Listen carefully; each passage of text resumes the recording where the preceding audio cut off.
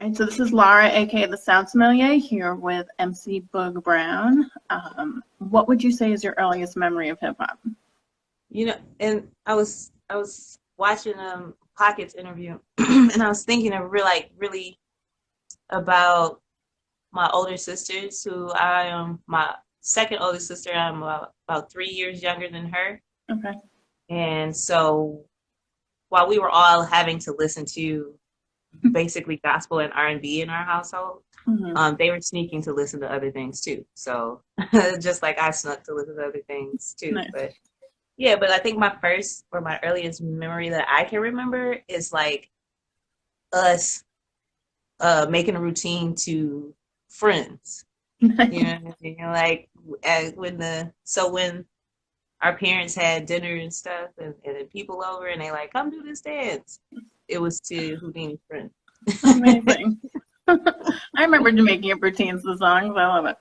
Are there any records that you recall playing in your house when you were younger? Yep. There is a song by the Clark sisters, called "You Brought the Sunshine," and I think I listened to that song so many times that it kind of wore a groove in the wore out the whole groove on the record. It was, Uh-huh. most of it was gospel. I'm looking at my light. Is my light okay? Can you see me okay? I can see you. It's a little dark, but I can see you fine. Yeah, this house, it's interesting with this light. Um, But if I you're see a comfortable, I think it's fine. I see a lamp across the room. I could just grab it and bring it over real Sure, quick. if you want to. All right, I'll be right back. I even got on the kitchen light. I wonder what happened.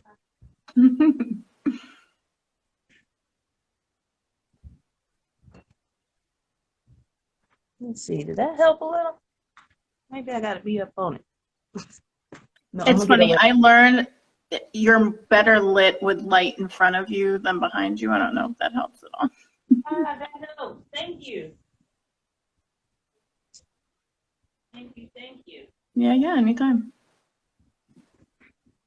I keep hearing that, but it's like, no matter where I'm at in this house, It's just dark. it's an old house. You know, I like it dark. I kind of want it to be dark, but Maybe it also, knows that, and that's why it's still dark. no, wait. We gonna work this out, yo. We gonna work this out. You Look, take right. your time. Oh, I think you just did it. Wow. I think we got it. Yeah, you did. It's nicely Somewhere. done. Problem solved. Um, But yeah, the Clark sisters and Luther Vandross, Donny oh, Hathaway, mhm, Sade, Tina Marie, Rick James, mhm. listen to a lot, David Sanborn, Michael Franks, George Duke, you know. Nice. But my parents really enjoyed music and kept it around for us to at least engage Very nice.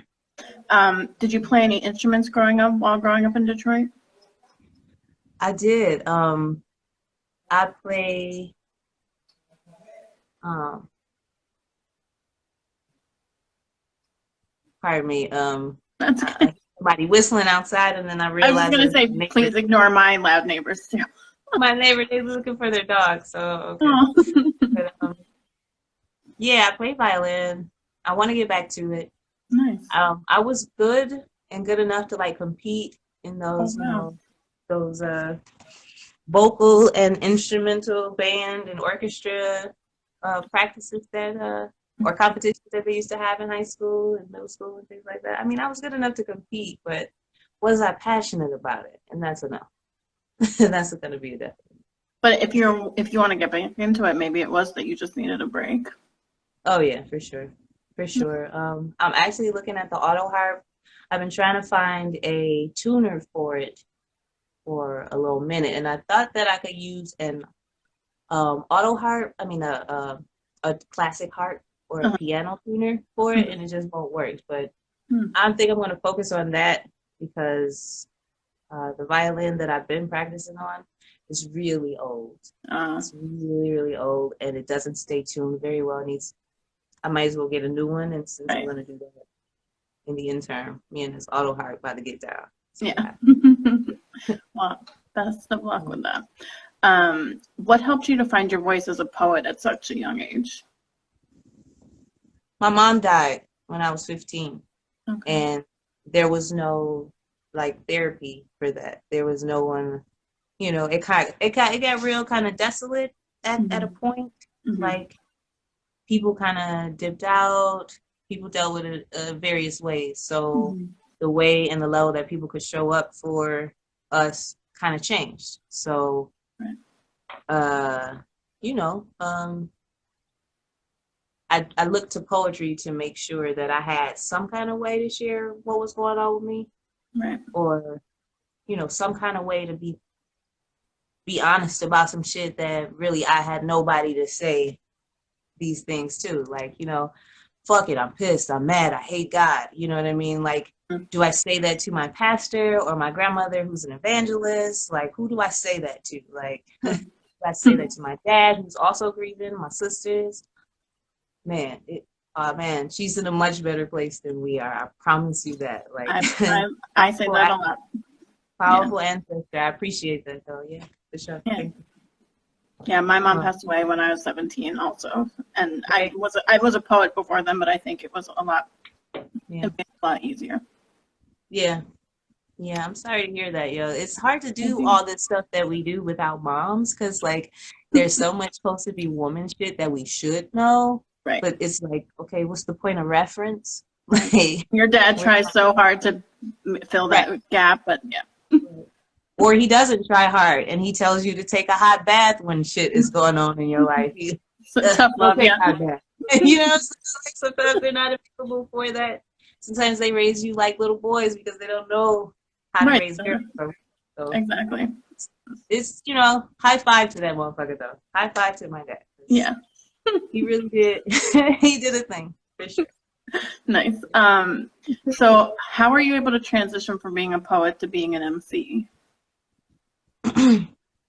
It was a conscious decision, let me tell you, because in my poetry, my influence there is more Sonia Sanchez, Nikki Giovanni style, in that there's not a lot of rhyme, and if there's rhyme, it's not classic necessarily. It's, you know what I mean? It's of their own. So writing in that way, going to rhyming was like, I don't want to sound corny, like, and all I could think about and equate with me writing rhymes was Dr. Seuss. And I was just like, no. I hear you. You can't. You're like, why did that sound so bad? Yeah. At least give it some fun. Give it some, you know what I mean? But turns out I'm pretty good at it. It turns out, practice. I used to be way more practice, you know what I'm saying? Because there's still things that the language we use is so powerful and grand and can be so dynamic in so many ways that I still want to learn how to do the thing with it. You know what I mean? There's always a way to get better and sharper with it. And I think that's really cool because, very much so. It makes your powers limitless. Yeah, for sure, limitless. Where can one find your chapbook, Swimming Against the Current State of Mind, My Life in Words, and Black Tie Fish Fry? Or can they? No, it was self-published, so I have the files. They're on a floppy disk. You know what I mean? Okay. You know what I mean? So maybe one day. Maybe one day. We're gonna see. I mean, I have a copy of my mother was on the cover of Swimming Against the Current. Swimming Against the Current State of Mind, My Life in Words is the full title of that, right? And I always liked it because I always felt like I was always forcing myself to go in the opposite direction instead of follow the crowd. But that makes the movement, it makes it a difficult one. So once, learning how to go with the flow now, I think is probably the best lesson that I could think of in thinking about that chapbook and what was written in that chapbook, and then the title, and then being like, now fast forward, 15, 17 years later, Right. wow. Wow. Thank God for growth. Cheers, Yeah. Who would you name as early influences on the formation of your commanding style?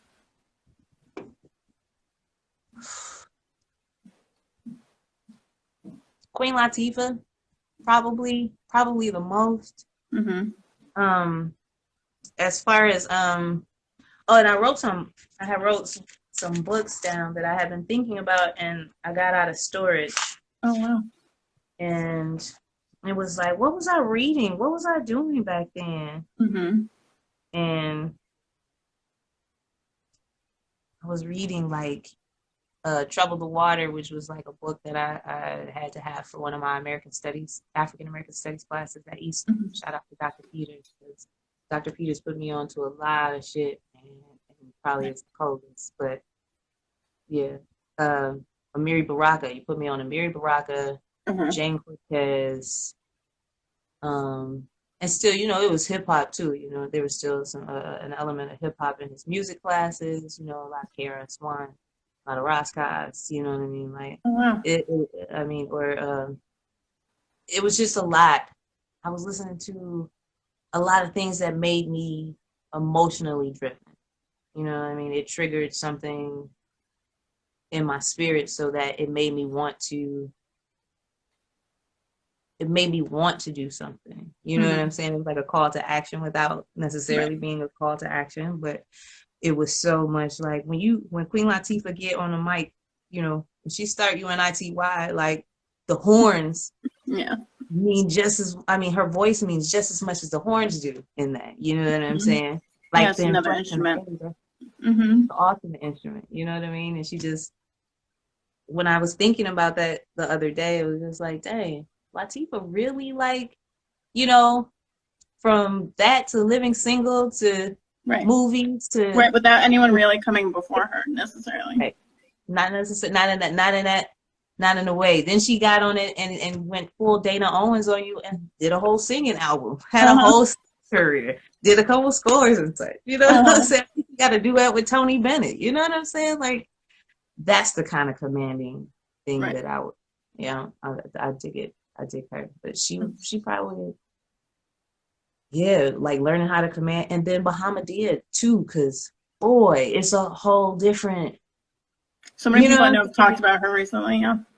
This side of the thing, coined them to me is like, it's a command in such a smooth way that you could try to go against the current of that, but you wouldn't. Right. It's much better. It wouldn't be a good idea.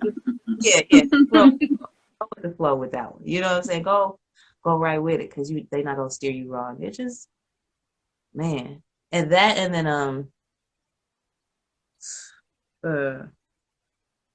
shoot, you see, Rick James is an influence. You know what I mean? That's a command in its own right. Anybody that's kind of a master at their craft kind of commands a certain level of that. Were you a James Baldwin fan? Oh yeah, but I'm more of a Baldwin fan now than I was before. I think Baldwin was too heavy for me when I was younger, but now, very much so. Like, that was the same way with Octavia Butler for me. I wasn't able to process what that part of that, my brain or whatever, or however you want to put it. I wasn't able to connect in that way. But now, now that I got a little salt to the pepper. Yeah, I got put onto him early in college by a professor. Yeah. You fuck with him?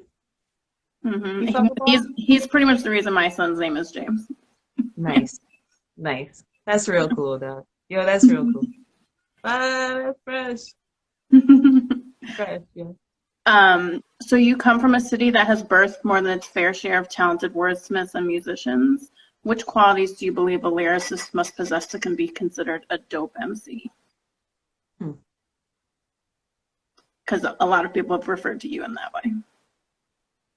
Man, that is That's nice. That's nice to hear. I mean, I am I am that too. Like I really like enjoy to hear it. Like it's nice to see it reflected back. It's real nice because then I Mm-hmm. don't feel like I'm being an asshole and I'd be like, nigga, I'm dope.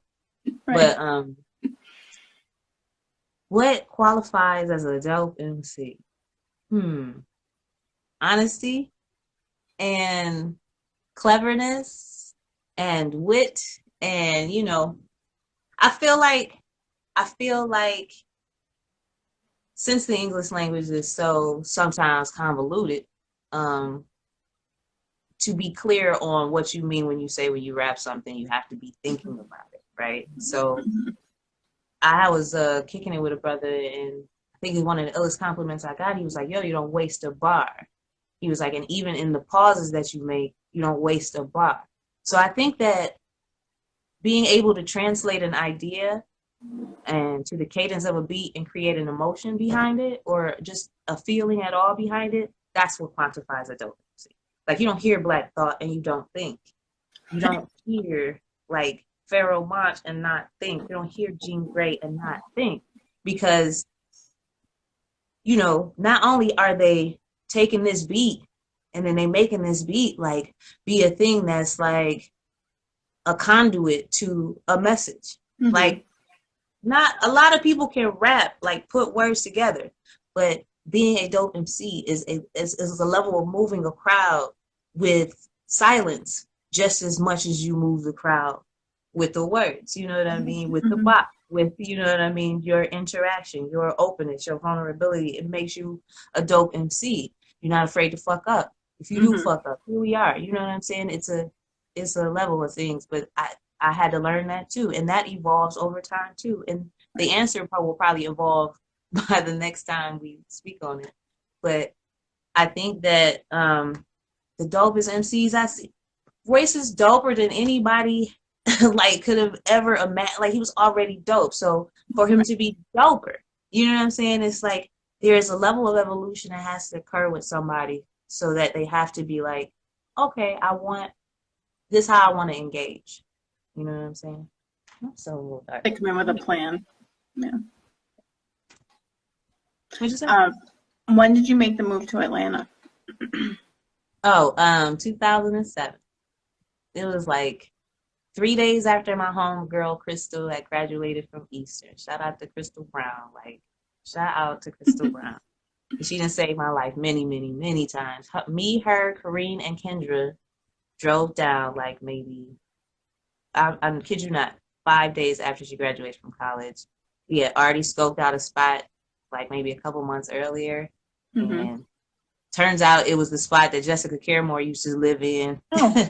when she lived in Atlanta. And I was like, holy shit, what are the chances? And it was just like, we would have never known except like her company got mail to the house. And I was like, what? You're like, I know that name. Press? What? There's not any of those. And so it was like, oh shit, gratuitous. I'm going to stay here and see what it do. Mm-hmm. And from then it was like, I was down there to make money because I was a college graduate myself. Like I graduated in 2004, but I was working like kind of menial ass jobs, just like call center shit and reception shit. Like it was paying the bills, you know what I mean? It was a check, but it wasn't really what I wanted to do. And then I didn't know necessarily what I wanted to do, but I knew I didn't want to have to do it in Detroit no more because the 25 years that I had been here already, it was like, I want to see something different. I got to see something different, or so I'm gonna get in trouble. Like, props to me for being brave enough to try it.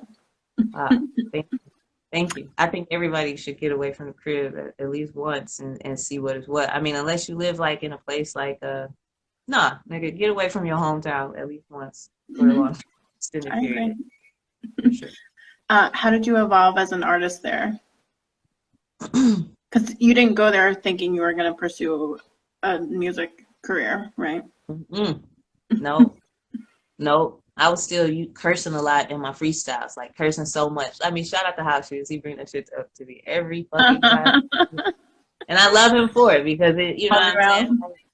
And these are origin stories we're talking about here. You know what I'm saying? So, I got down there and I was in school to be a billing and coding specialist at Everest Institute. Right. That's what I did because I was receiving the GI Bill because my mother, shout out to Veterans Day, shout out to my mother, was in the military, and her military discount was going to run out if I didn't utilize it. So it was going to be extra bread for me, and I was going to be able to get a skill or a trade under my belt. So I It's was a like, fuck win-win. it, you know, dual shit, right? And that shit was not fulfilling, dog. It was annoying as fuck. I hated it, every moment of it. And I think Invincible had a show, and they invited me out. And then I met Akir, who was working with Illustrate, who was like, yo, do you want to, meet the illest producer in Atlanta? And I was like, hell yeah. Yeah. And he introduced me to Illustrate, and then it was on from there, right? So this is maybe late '07.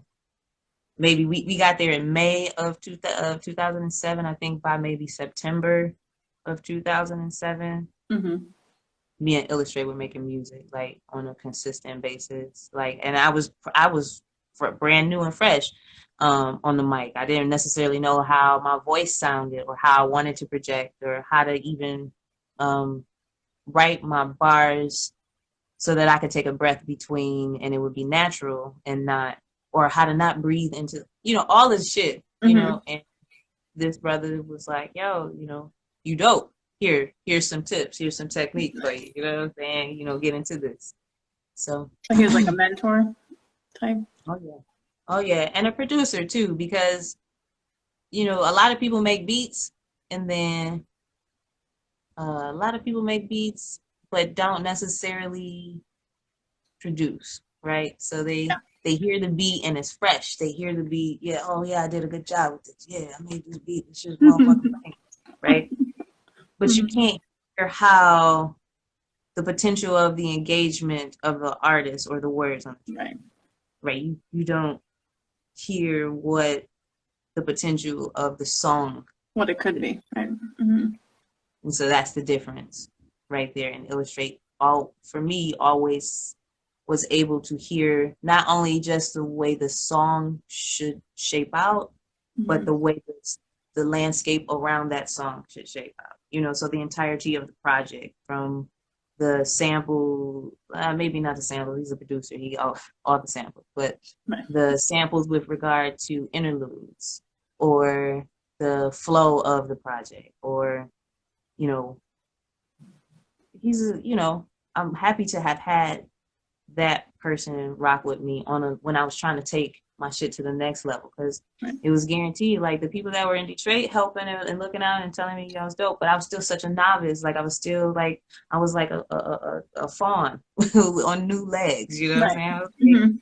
I really didn't have, and a lot of the people that I was fucking with at the time were, dope and consistently working. So it was like, if you're going to be serious about this, we'll be serious about this with you. But if you're not, we got shit to do.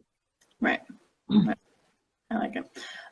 So the Grind Season Volume 1 mixtape came out in early 2010, but the masses really took notice after you were featured on J Live's The Way I Rhyme and dropped your official debut Brown study with fellow Detroit native Apollo Brown on Mellow Music Group. Where did that collaboration come from? Me and J Live met we met in Georgia. I feel like maybe we met in Georgia. I feel like I seen him spin at the Blind Pig in Ann Arbor, Michigan. But he swears he has not been to the Blind Pig in Ann Arbor, Michigan. And I feel like, and I'm not a song title girl, but you know the song that he does where he raps and spins. You know what I mean? He raps and he spins at the same time. And I had never seen anybody do it. And I was in Ann Arbor, Michigan, freezing my ass off. And in college, but drunk, you know what I mean? Looking up at this person with this dexterity that I could never imagine having. And I was like amazed, right? So I feel like that was the first time I met J Live, the legendary J Live. But I met Justice at I met him in Atlanta, we'll say, and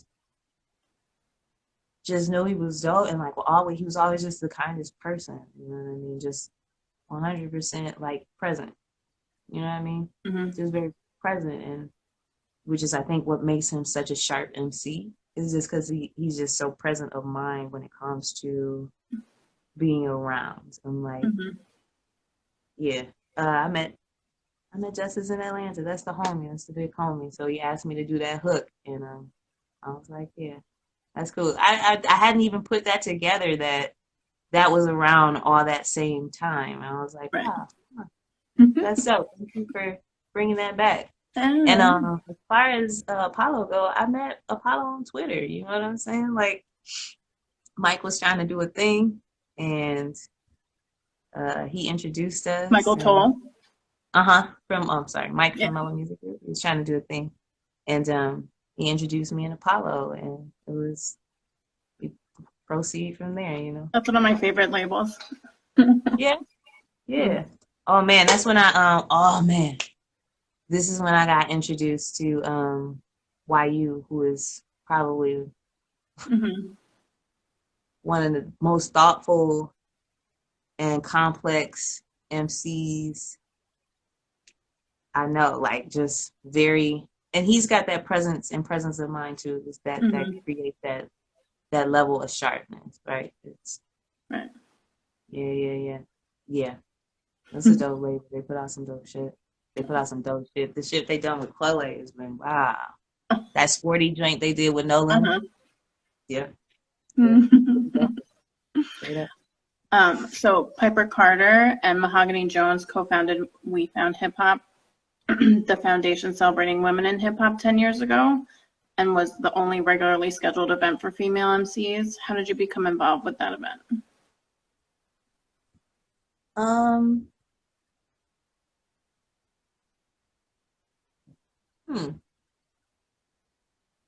You know what? It's hard to say. It's one of those blurred lines, right? Because it's like I met Piper through Ill Weaver, formerly Invincible, back in 2005 or something, or 3 or something, something like that. And from there, it's like, it seems like there was always something always happening. Now, when I was in Atlanta, they started this organization. So when I got back, I mean, of course, I heard about it because they brought Rhapsody to the city, and it was, you know what I mean? Like, I heard about it, and of course, I know Piper, and I know Mahogany, and my girls, you know what I mean? So I messaged Piper last night because I know her, and I told her I was interviewing you. She's like, I love her. I love Piper. Yo, DJ Peace Pipe. That's the homie, you know? She has that presence of mind, too. She's just very, very keen, very sharp, you know what I mean? Like, and focused. So I appreciate that about Young P. That's the homie. But yeah, like it seems like I've been knowing everybody for forever. So at least Piper, but you know, me and Mahogany have gotten to know each other over the past, let's say, 3 to 5 years. You know what I mean? Most notably, when we rolled to the A3C together. Actually, me and that was a dope trip. We got a project out of that, and we got to circle back to that. So thank you for bringing that shit up too. But yeah, them the girls, them the homies, you know what I mean? Them the women, they do their thing. So when they asked me to perform for any We Found Hip Hop event, I'm down. You know what I'm saying? Like I'm down. Scheduling and everything permits, I'm down always, because it's always gonna be family. But I don't really know too much about their origin because I was in Atlanta doing other shit. So who is Martha Knuckles? Martha. Miss Martha Knuckles. Yeah. That's me and Dylan, and sometimes Peyton Locke, God rest the God, Peyton Locke, and Anthony Accurate on the beats, and you know what I'm saying? Like, we had so many. Like, Dylan is brilliant. If you ever see Lobster Damas or Lobby Dom P on a flyer in Brooklyn, you go to the show because it might be some delicious free food in it for you too. So, but anyway, this brother always had the dopest like merch and crowd participation or crowd interaction and engagement and like fan appreciation and love and loyalty to the people that fuck with him. And previously, it would be something that you wouldn't know. But looking back on Martha Knuckles and the knuckles that we had that were engraved, and they were wood, and they came on chains, and the 45s that were a particular color orange, you know what I'm saying? Like, all the shit was well thought out, and it wasn't a level of engagement that I was privy to. So when I think about that, it was like, man, I miss Martha Knuckles. It was just like, this is a fictional character. This is like, right.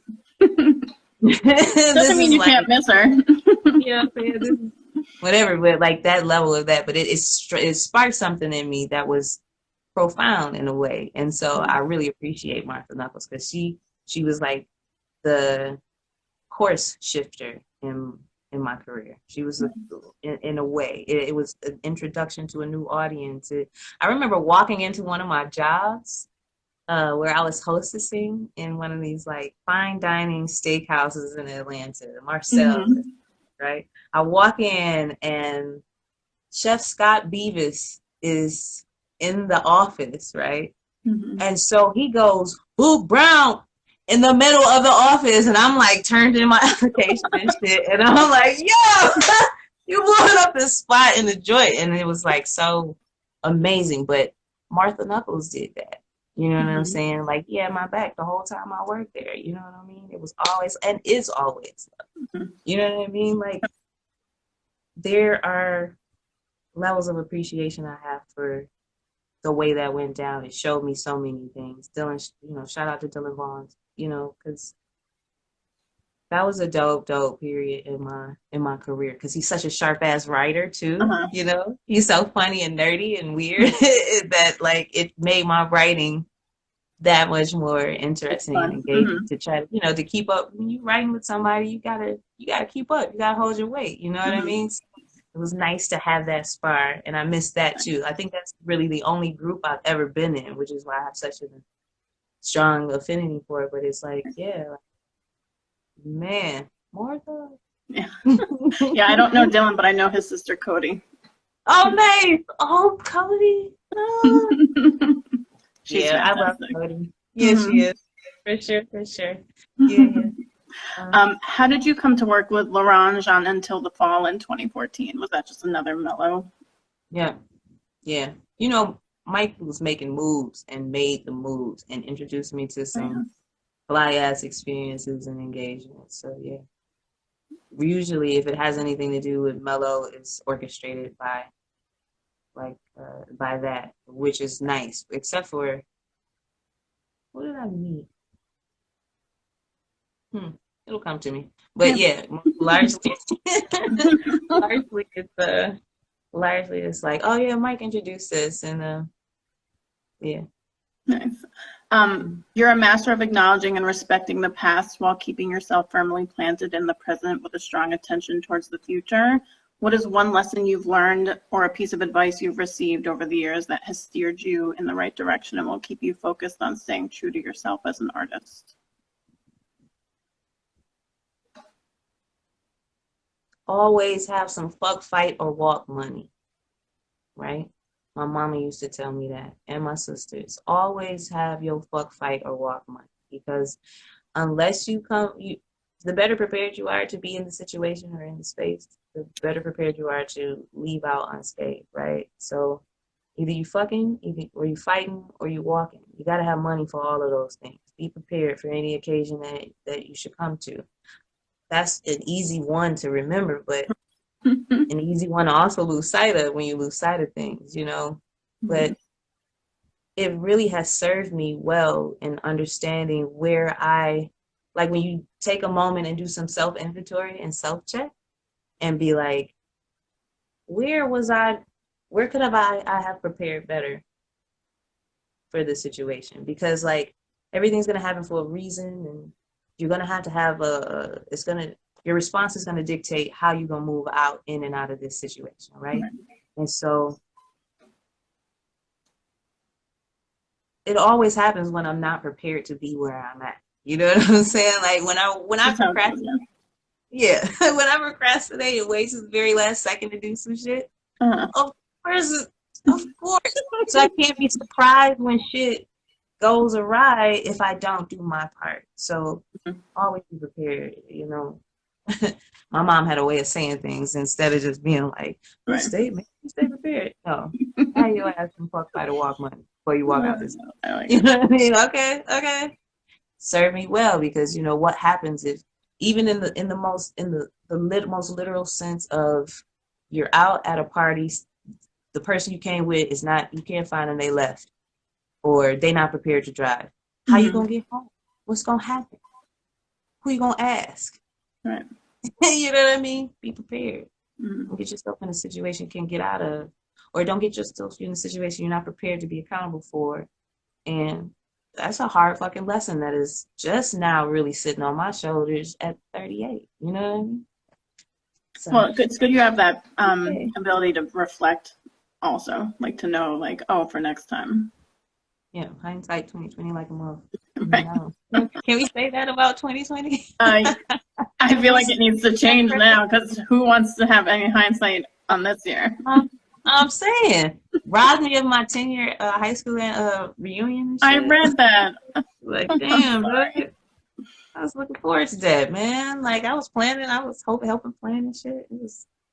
It was a little too much for me. So it's kind of like, I mean, I be talking shit about 2020, but honestly, the amount of good shit that has happened on my personal growth level, Mhm.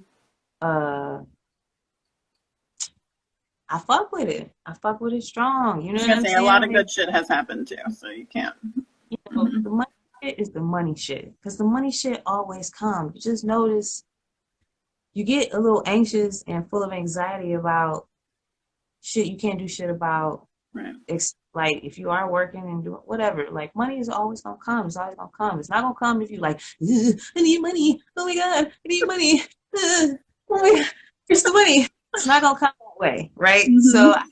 learned that, and then you learn those things the hard way in being an artist. And we had just came back from Ethiopia. Shout out to Next Level. Shout out to everybody that Oh yeah, I yeah, get to that later everybody in the interview. that didn't get stuck out of the country, right? So Uh-huh. we just got in. I think I flew in. My team flew in um, a day or so before I did, and I flew in. I got in on the 11th, right? The 11th of February. Then my partner was at Wayne State, and some woman coughed on him and got him really, really sick. Mhm. And then he in turn got me really, really sick. And I was just about to start a brand new hostess position at this really nice restaurant that I wanted wine discounts at. Oh, I If mean, I'm, whatever you know, whatever you gotta do. right, exactly. And boom, March happened and everything was closed. Right, I had just put in my 2 weeks notice at the other job I was working. Mhm. Right, so at the end of that 2 weeks, boom, everything shut down. So now I had already put in my 2 weeks there, and it was a salon. So with COVID and the Right. space, it was impossible, and it was like, damn, I'm kind of down in the dumps when it Mhm. comes to this right now, because this is affecting my not only my livelihood, but it's also affecting the way that I invest in my art. So I had Right. to find a way to get real creative, and I'm not necessarily tech savvy, but it gave me the space to engage with my core fan base and with people in a way that made it a bit less guarded, because we are Mhm. all experiencing a level of this, Right. and there's not really any escaping it. And some of us choose to deal with it in different ways, but also, I mean, shit, there ain't nobody untouched by this unless you like got it like that, unless you got a bankroll, like a real live bankroll. Mhm. Everybody, no one is left unscathed by this shit. And so it was like,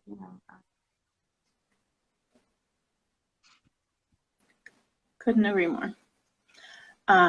So you led Team Hip Hop in the Poetry versus Hip Hop Detroit event in early 2018. What was it like competing against the poet Queen Sheba at the event? uh, Queen Sheba, shout out to Sheba. That flyer was dope. Yeah, yo, and her outfit was dope. She always come fly, so that was already, she puts on a show. It's hard to compete with You know what I mean? Hmm. It's difficult already. I mean, you know what I mean? If you're dope, you're dope, and everybody be dope. But Right.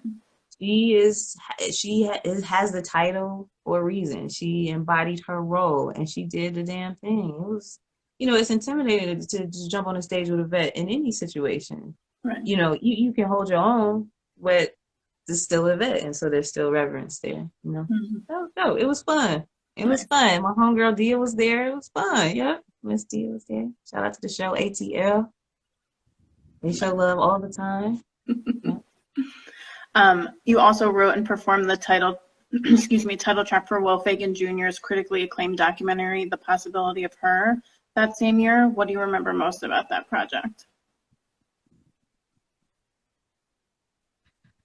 What I remember most is that Will told me that Focus did that Focus 3 dot told me that, and I was like, oh shit. And I was like, huh. And then I put it out of my mind. And then I played it and we were talking about the endless possibility of doing something as a girl. And I actually kind of want to go back and finish that or expand on it. Anyway, I remember feeling inspired. I remember being like, oh shit, this is a moment. I'm honored. I'm touched. My brother asked me to do a thing that means something to him, that brings him joy, brings him peace, gives him creative space, and he is including me in this way. It's such an honor to be able to do this with, especially with all the women that were a part of it. You know what I mean? It was just a beautiful film. And I remember going to record with Focus and being like, being just so like impressed with the quality a home studio could present, Mhm. right? I just, when you hit those levels and you level up in a way, and then you get to be in those Studio A type situations where you've Right. always recorded in Studio B and you see it and Hmm. you're like, holy shit. And then the professionalism and the kindness and the laughter and you know what I mean? It was always a progressive tone, which is why I appreciate working with him. It was always like forward. The conversation never stayed back in a past thing. It always was forward. And I think about that often because it was like, yo, dog, I might never get a chance to ever. I'm working with a Grammy Award winning producer right now. Holy Hmm. shit. Yeah. Like, oh my God. And I got two. Now shout out to Diamond D. You know what I mean? It's like, Hmm. wow. It's little old me from the D. That's cool as fuck to me. Hmm. That's real cool to me, yeah. So while recording your self-titled Boog Brown album, you collaborated with artists like Nolan the Ninja, Dylan, Flo. What was your vision for that album? Um, Honestly, I didn't necessarily have a vision for that album. You know, Tom Karana out in the UK curated that project, Okay. and you know, honestly, we had been playing around with so much music and like recording so many demos that we kind of just compiled and then added little seasoning and flavor and touches here and there. And so Nice. we were really just clay potting that shit. You know what I mean? Just like as we work, we just go okay, this looks like a vase now. Okay, cool. We're gonna do a vase then. You know what I mean? Uh-huh. So it was nice. It Nice. was fun though, because it was fluid and it was, it was a challenge too because I'm used to a lot of sample driven hip hop when Yeah. I'm rapping. You know what I mean? And Hmm. so to have live instrumentation as the majority of what was happening, and then also to have, just straight up creation happening. It was like, oh, this is cool, but we were cross pond. You know what I mean? Like, so Hmm. there's delay here and delay there, and I'm like, oh, let me not call it this time because Right. it's fucking 11 o'clock at night here, and he's got a, I want to think he got a kid. Let's not do this. You know what I mean? Uh-huh. Like learn, like just finding the balance in that. It was really cool, and it's introduced me to a lot of great musicians and a lot of adult DJs too. So Um, we vibed. Our focus for that album, I think, was to let that be a stone to step and build further. I think that's what that vibe was. nice. So you kind of touched on this earlier.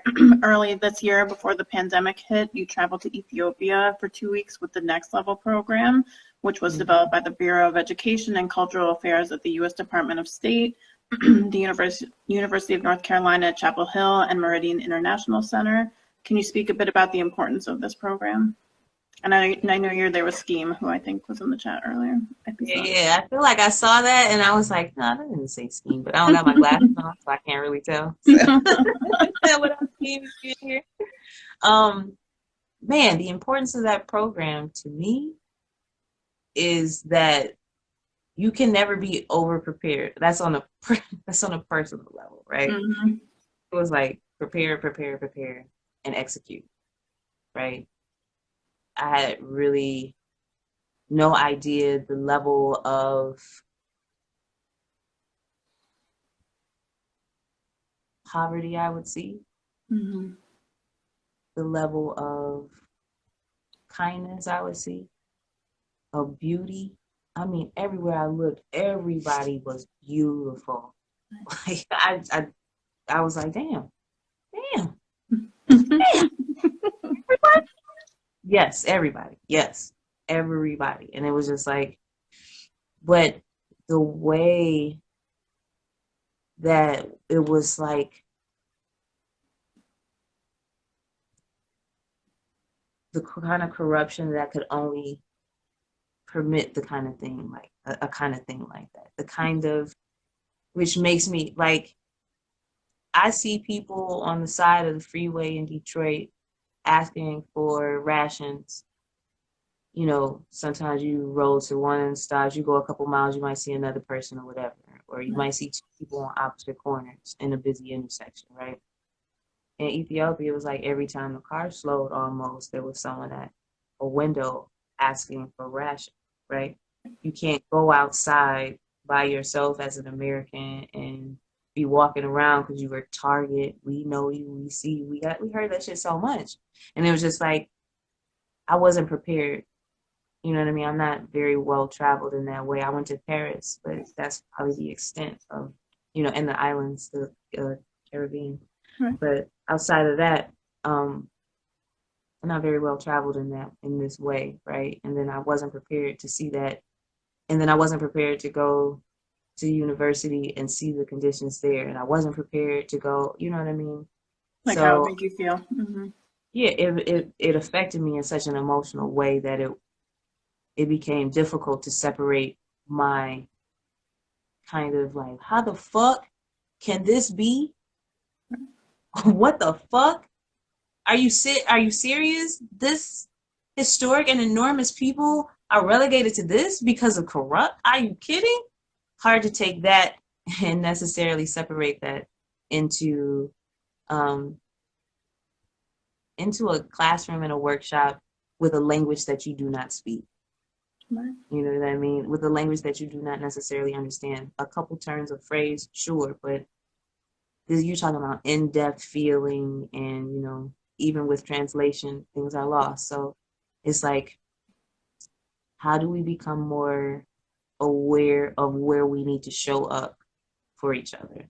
Mm-hmm. Because I feel like I could have been much more of a tool,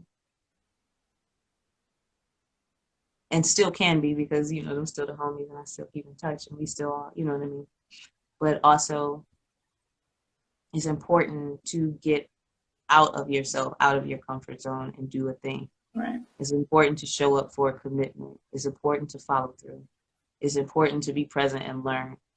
It's important to be, look at something, gander at something, like see something greater than yourself. See as many times, as often as you can, you know what I mean? It was a very powerful trip. And I turned 38 in Africa. It was like I had asked like a couple years ago, I said, yeah, I want to celebrate my birthday in Africa. And it took about 3 or 5 years, but sure enough, here I am on my 38th birthday in Africa. I'll take it. Can't beat that. I love it. Can't beat it, priceless memories, like friendships, people that I'm gonna love. JC, Juniors, Scheme, El Nino, Vince, Nikki, you know what I'm saying? Like people that if ever can't say a bad word about those folk, you know what I mean? Not in my presence. You know what I mean? It just created such a space for camaraderie, such a space for, you know, it was just beautiful. It was a beautiful experience. As challenging as it was at times, it was wow.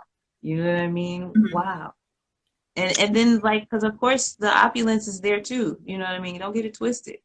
The opulence was there too, just like grand. You know, but then also you see like, when they talk about a wealth gap, Yeah. that's a real life. Well, I saw a real life wealth gap. Like, I feel like that happens a lot around Africa. I hear about that. Like in the Congo, they say that that's huge too. thank you. Hey, hey, man. Give it some. Property hustler. Hey, we gotta talk property. Sorry. Pardon me, my No, bad. no, that's fine. Okay. That's what this is good for, interacting with your audience. hmm Um, with the pandemic putting most live shows on pause, what do you miss most about being on stage? Talking shit to the audience, talking shit with the audience, fucking around and asking people like, "Hey, somebody give me a drink," and seeing who actually does it. You know what I mean? 'Cause I always try to get them something like a pen or like a button or you know what I mean, something. But just interacting with the people that like really rock with me. Like to see what your reaction is different from having it on the computer and Yeah. there's a separation there that you don't get you do get the current like how do I want to say this? Um I don't know, man. It's just a different interaction. I know It's what you're just saying. It's not the same vibe being oh on man, I stage. want to see people. I want to laugh with people, you know what I mean? I want to Hmm. joke with people. Like I want to get called out. I like seeing somebody up in the front row spitting with me while I'm spitting. Hmm. You know what I mean? That is cool because it's like this motherfucker not only listen to this shit, but memorize this shit, came and bought a ticket to this shit, Yeah.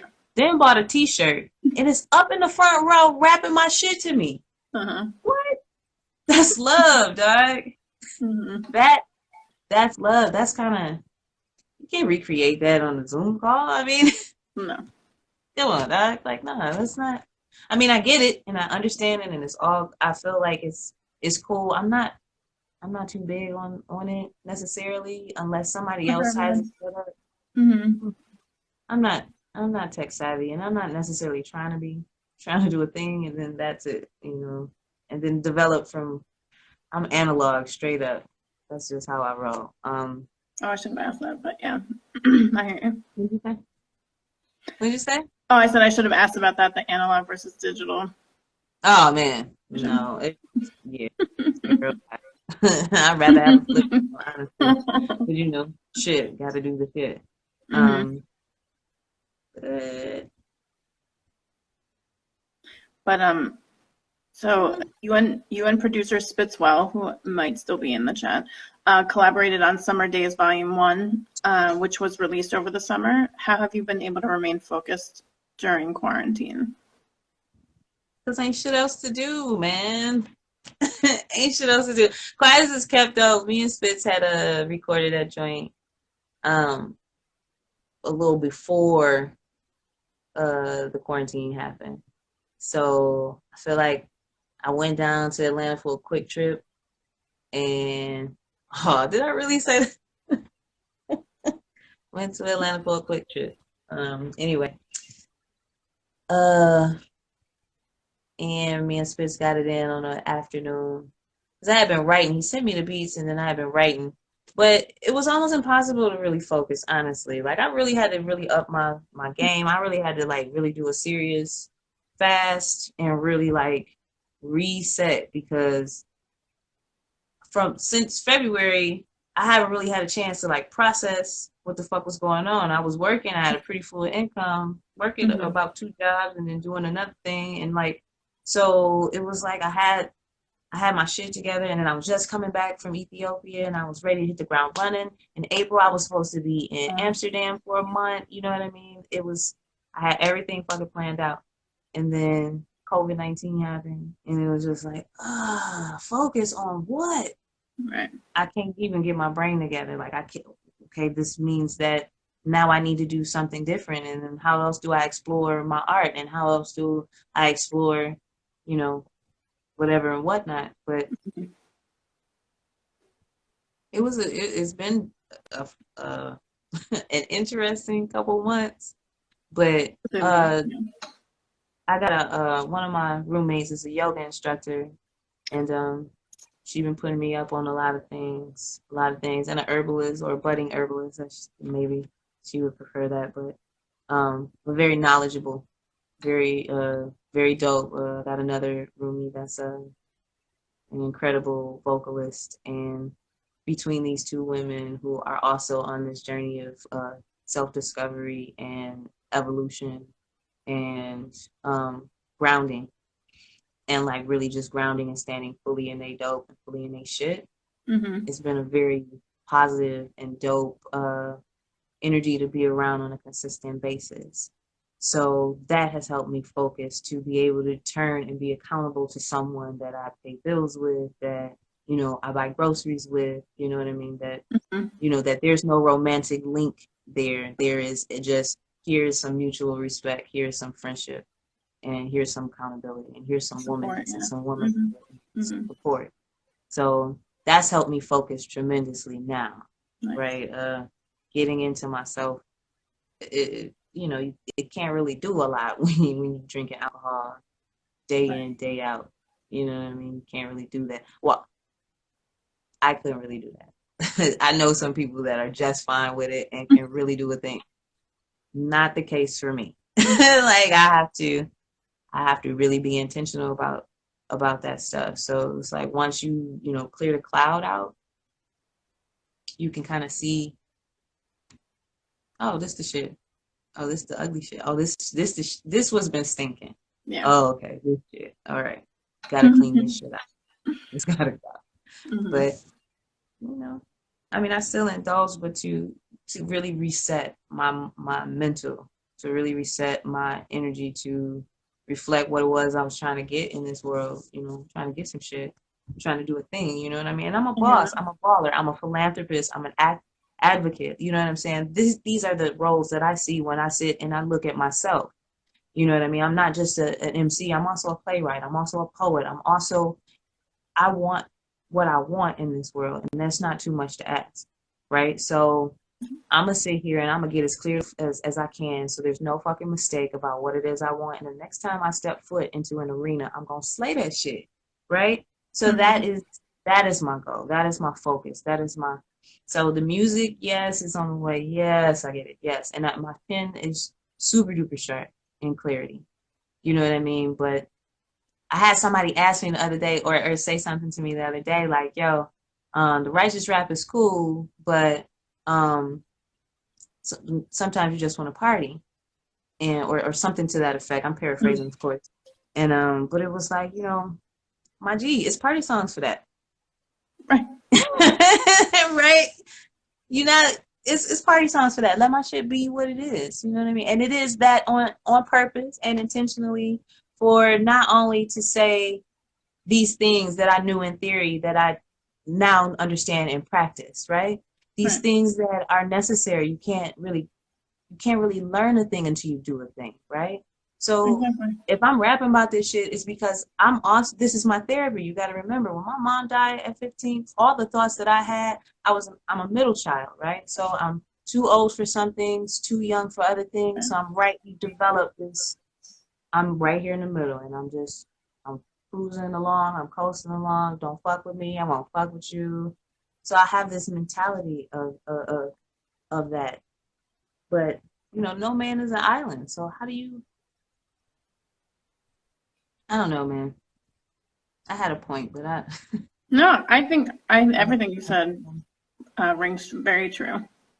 I be going very, very, very left sometimes because I'm very passionate about the things that I want and I desire in my life. I desire to, when I look at my community and I see that the access is intentionally cut off, it Right. makes my desire to be balling on a stupid fucking level that much more intense because there Right. is no reason that these brilliant ass black babies should have to ever go to school hungry and then be treated as if they should be able to concentrate while their stomachs are growling. When a motherfucker will be in line at brunch talking about they hangry and got a stink ass attitude and want you to treat them like sugar on shit. Well, bitch, nah.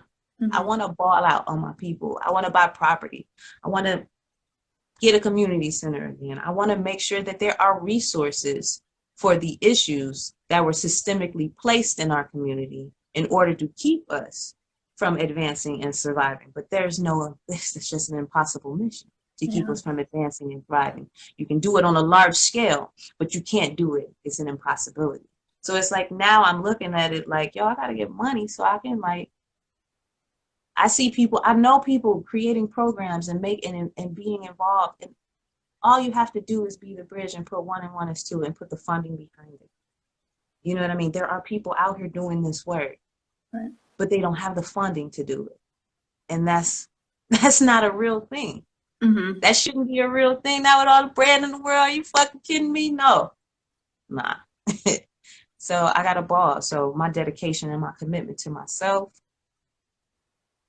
has got to be the utmost. Like I can say whatever. I can put out music tomorrow if I wanted to. Like it ain't shit but a phone call to do a couple things, you know, but let's be intentional about it. I was just gonna say you have to Right? be intentional about it. Do my shit on purpose. I don't waste bars. I don't have to. Niggas don't listen. There you go, all. full circle. I'm good. I don't waste bars. I'm good and I'm good at what I do and I'm getting better. So it's like we gonna do this thing where we gonna get into a space of allowing and allow people to do what they do and stay steadfast and focused on what we got. Right? Indeed. That's the best thing 2020 can teach us. It's like now you see your job will let you go, nigga. Like you put in your 2 weeks notice and like on day 6 you out of there. You can go ahead and you don't have to come back in. Laura, you don't have to come back in tomorrow. Well, I just put in my 2 weeks. Yeah. We finally replaced you. Kind of shit, you know. Yeah, no one is irreplaceable, yeah. Everything, the whole industry, the whole country showed us that. Yeah, the amount of people I've heard that say like we're all on a level playing field right now. No one is better than the next person right now. So never even was, like, to be honest. Right. It should, right. You know. But now it's more clear, yeah. So your sultry yet strong lines with Will Madden's production on Sometimes was stunning. Can we expect more projects like these from you in the not too distant future? Yep. That was fun. That was real fun. That was kind of liberating to do. It's a gorgeous song. I had never heard it, so I'm really happy I was able to. Yeah, it's really that the hook, well, the chorus kind of drew me to a place, and it was like I have to honor this. You know what I mean? I don't know. It's not the perfect shit, but I gotta honor this because this is how this feels. You know what I mean? And then Science had his verse already on the joint. So when I listened to what he was saying, it was like I want to be a lullaby to this person.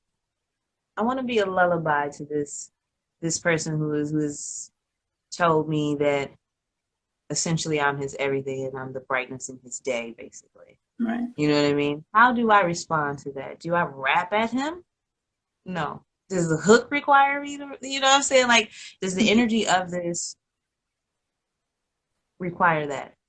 And I just did what the song required me to do. I like it too. It's one of my joints. You did it well.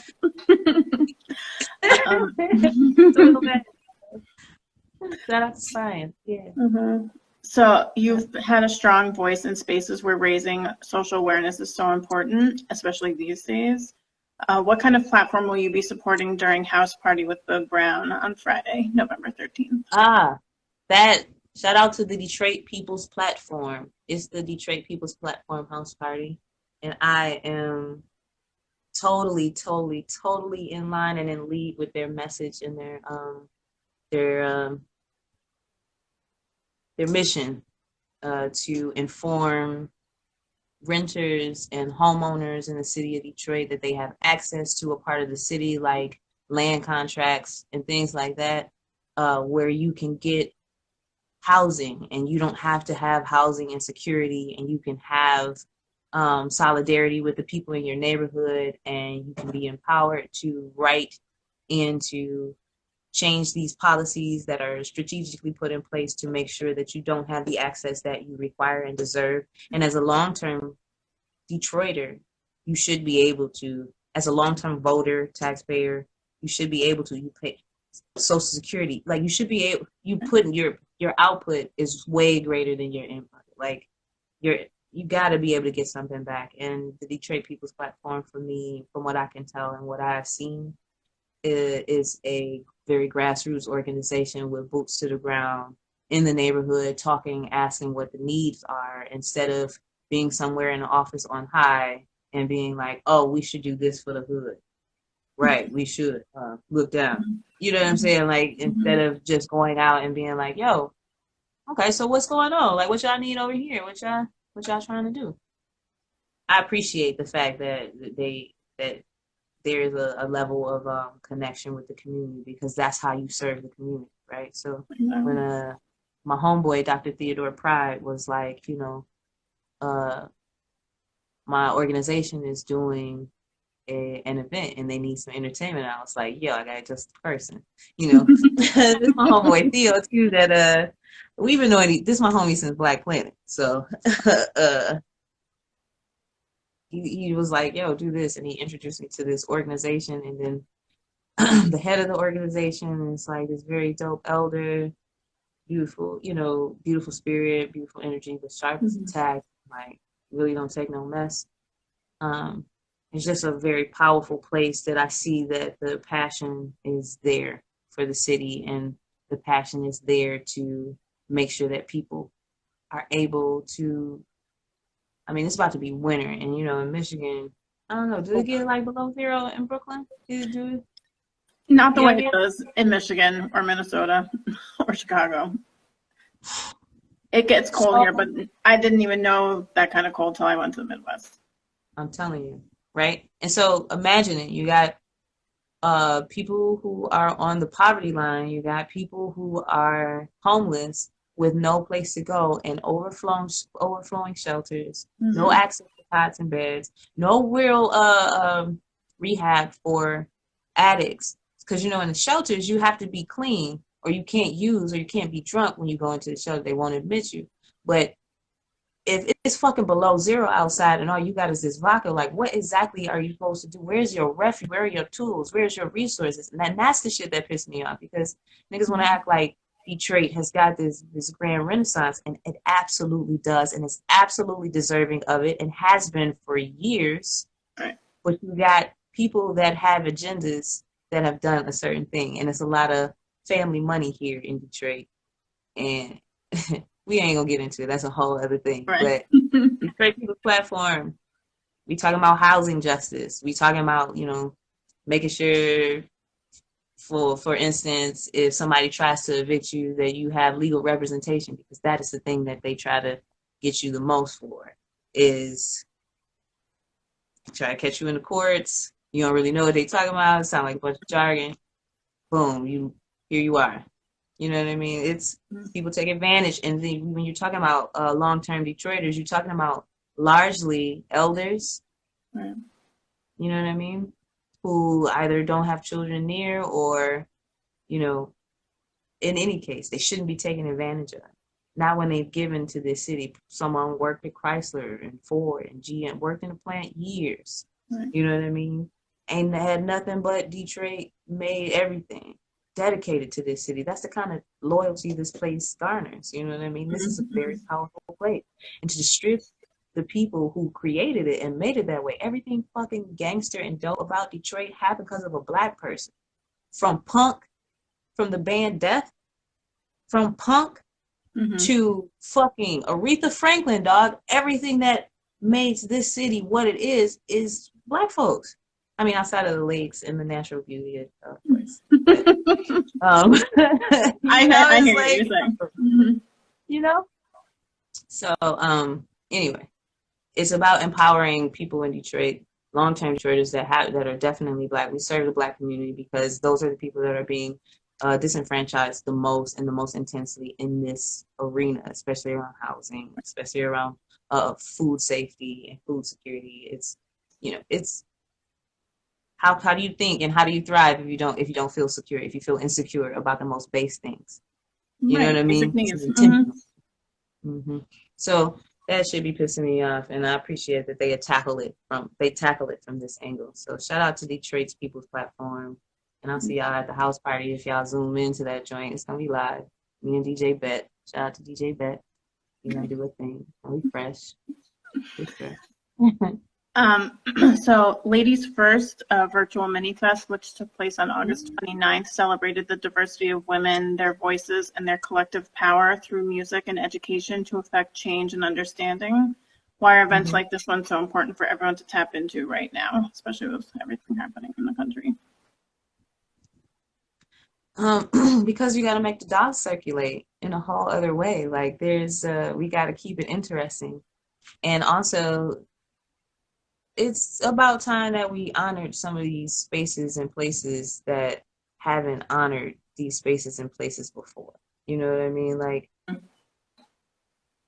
it's time. It's time for people to, stop acting like you don't find refuge in art. You know what I'm saying? And you don't find refuge in women. Stop acting like that's not a valuable thing. Stop. It doesn't serve you. It doesn't suit anybody. Nobody wins. You know what I mean? Like, stop. So let's give the due. Let's give the proper due. And giving it up for somebody don't mean that you gotta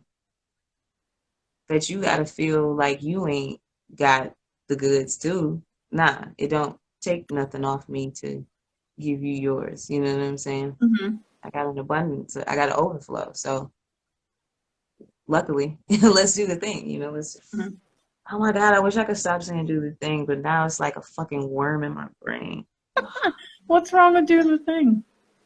No, I mean, like, I like to do the thing. Don't get me wrong, but I just noticed how many times I've said it in the last 12 minutes. Right. And I was like, I didn't notice, so. It's on my brain. It's on my head. Well, I appreciate you so much for taking the time. Is there anything else that you want to add or promote? Yes, please come to the Detroit People's Platform's house party on Friday the 13th from 6 to 8 p.m. They are giving away prizes. Was that on Zoom? It's on Zoom. I'm going to put the link in my bio because I noticed that it's not there. And you might need that. Yeah, come to that. See that. Do that. Be true. Wash your ass. Drink some water. Get some rest. Yeah. Thank you so much. I hope you have a fantastic night. Thanks. See you next time. I'll talk to you soon. Have a good night. Thanks so much. Yep. Peace. Peace.